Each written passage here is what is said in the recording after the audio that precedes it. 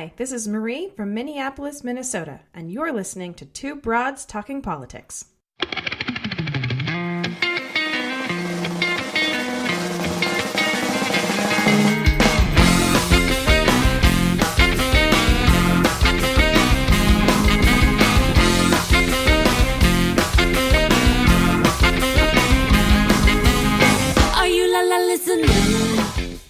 Hi everyone, this is Kelly from Two Broads Talking Politics, and today I am here with Ted Terry, who is the mayor of Clarkston, Georgia. Hi, Ted.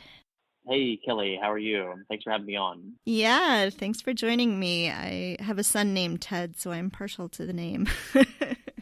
Oh, cool. Is he just Ted or is he an Edward or Theodore? He's a Theodore, but he insists on going by Teddy, only Teddy. Ah, okay. Well, I'm an Edward, but I go by Ted.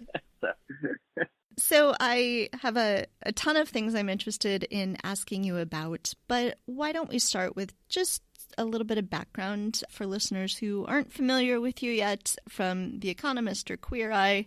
Maybe you could tell us just a little bit about who you are and how you came to be mayor of Clarkston, Georgia.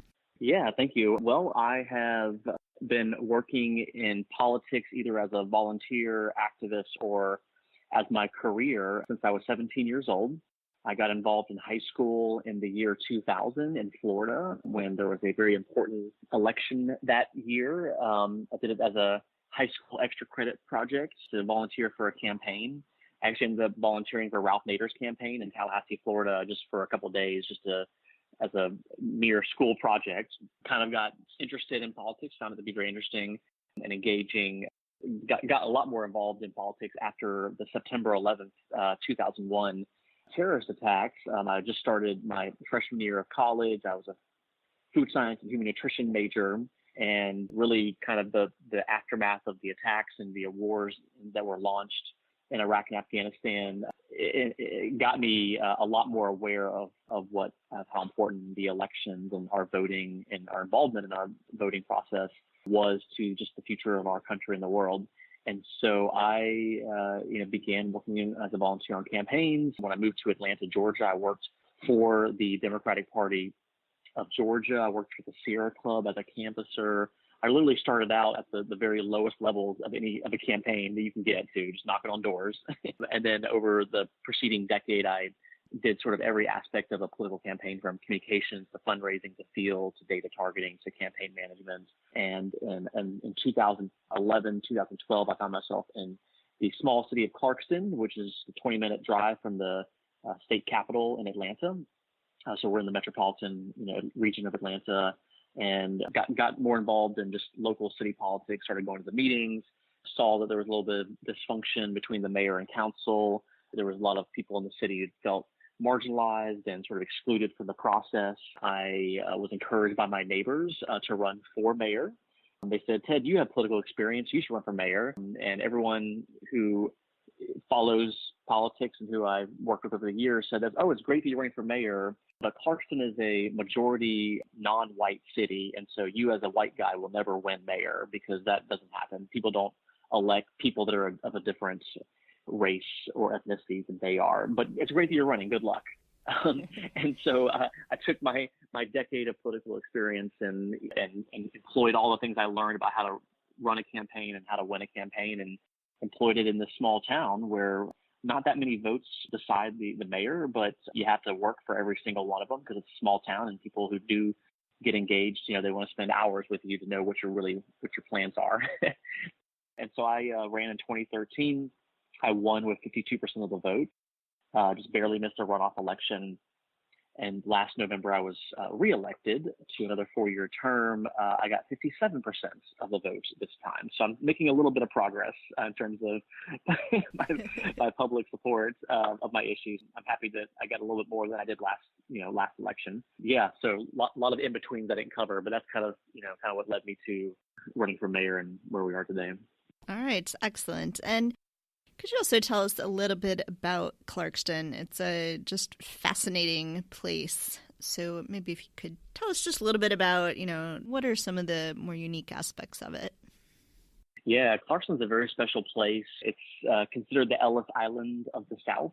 and known as the most ethnically diverse square mile in America. We have over 40 different nationalities and 60 different languages in our little larger than 1.4 square mile city limits. And the reason why we're so diverse in languages and ethnicities and nationalities is that we have been a refugee resettlement community for the last 35 years. And so you can literally go back to the aftermath of the Vietnam War. Hundreds of thousands of Vietnamese refugees fled Vietnam. Soon after that last helicopter left the embassy from the rooftop in Saigon, there was a line to get on that helicopter and people were left behind. And it actually was a Republican governor from Iowa and President Jimmy Carter, a bipartisan effort that sort of formalized the resettlement process through the United Nations High Commissioner on Refugees to resettle Vietnamese refugees that were in camps in Thailand to different parts of the United States. And so Clarkston, like a lot of communities around the country, received new arrivals into a town that was majority white, hardly any foreign-born people. And you literally can chart the course of human and world events over the last 35 years, and people who have been displaced because of war, conflict, persecution, fear, people who have fled violence because of their religion or their ethnicity or even their political view. We have received people from those various countries. And so you can go from the civil war in Somalia and Eritrea and Ethiopia, fast forward into the middle 90s, and you're talking about the breakup of Yugoslavia. We received Bosnians and Serbs and people from Kosovo during that time period. And then more recently, we have had people from Iraq, Afghanistan, Bhutan, Burma, the Democratic Republic of Congo, Sudan, and then more recently, people from Syria who, about 5 million refugees have been displaced, have fled Syria because of that civil war. And Clarkston's received just a small number, maybe 300 or 400 families back in the last year and a half of President Obama's second term. So yeah, very special place, very small town, and a very, very, very diverse. All the major religions, all these languages, all these nationalities, all living within just, a square mile city. And I read in something recently that Clarkston is considering extending voting for at least city positions to all residents, whether or not they are citizens. Is that something that's still in the works? Yeah, that's a thing that we're studying right now. We have a public safety and legal committee that has been referred an overall election reform act where we're looking at public financing of election, running all of our elections via a paper ballot. But we're also looking at this idea of the fact that we have so many lawful permanent residents, or LPRs as they're known. Refugees are legal immigrants. They're given a green card within their first couple of weeks here.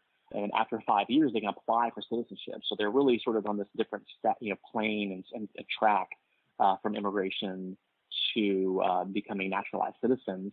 But what we've discovered is that there's so many of these new arriving refugees and ones who have been here for a few years that never really get the chance to vote for their elected leaders, even though they're paying sales tax and in some cases property taxes. And then certainly if they're business owners, they're paying, business taxes, will never have a chance to vote for the leaders who decide how to spend that tax money. And so if you look at a few other states, I think one that comes to mind is Maryland, that doesn't have an explicit prohibition against non-citizens voting in elections. You have some cities like Tacoma Park, Maryland, that allow 16-year-olds to vote in local elections. And I think in some other cities, there's other sort of voting schemes. And so we figure that in Clarkston, being half foreign-born, having so many people who will eventually become citizens just because they have gone through this legal immigration process that just won't be in Clarkston long enough to be able to get that chance to vote, that we should provide that space for people who are lawful permanent residents who, have met certain criteria that any other, registered voter would be able to make, and then, vote for mayor and city council. And yeah, I guarantee you though, that the powers to be in Georgia will probably sue us if we do something like that. And it's an interesting legal argument. The federal Constitution has no prohibition against non-citizens voting. And so, we feel like there's at least a constitutional argument about equal protection under the law, and that if someone is being regulated by a local government, has to pay taxes, but never has a voice in how that tax money or how those regulations are enacted, that these people aren't full, quote unquote citizens of our. I will say that I don't think that it makes sense for non-citizens to vote in federal elections and maybe even in state elections. But I think for the local level, when you're paying local property taxes, when you're paying local sales taxes that are actually being spent in your community, in your own backyard, I think there should be another layer where civic engagement, where we can recognize that local municipalities should have the right to decide if they want to let all of their residents be able to vote, and not just the in Clarkston's case, a very small percentage. So we have 13,000 people that live in our 1.4 square mile city, and only about 1,500 are actually registered to vote. And the last election for mayor, about 880 people voted. So it's a very small percentage of the population that actually is deciding the fate of policies and projects for the remaining, almost 11,000 people. You were recently aired in Queer Eye in the second season, and that's how you kind of came to my attention. Another podcaster before I had seen the episode said, you've got to watch this episode and then you've got to have him on the podcast. So there are many things that, many other people watching this may have noted, but I was watching the episode noting that you do not have an office at City Hall, and that your office is instead, in the episode was remade to be in your house. So I wanted to talk a little bit about what it looks like in a small town, what the position of mayor actually entails. Is this meant to be a full-time job or a part-time job? What does that actually look like? And how does the mayor interact then with the city council, with other city offices? That's a great question.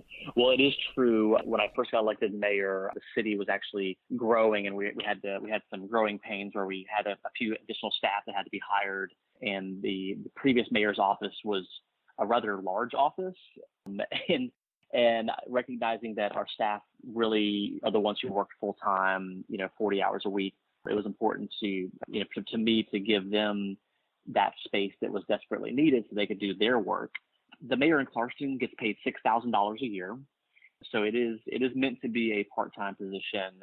I don't treat it as a part-time position. I really spend a lot of my time doing things that with my mayor hat on.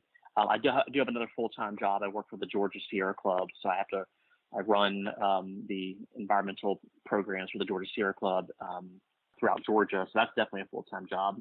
Clarkston has a city manager form of government, so we actually, the city council and mayor hire a city manager to run the day-to-day operations of the city, and then the mayor and the council are considered a policy-making body. So my sort of belief in terms of constituent outreach is that I want to reduce as many barriers that exist between ordinary people and their elected leaders.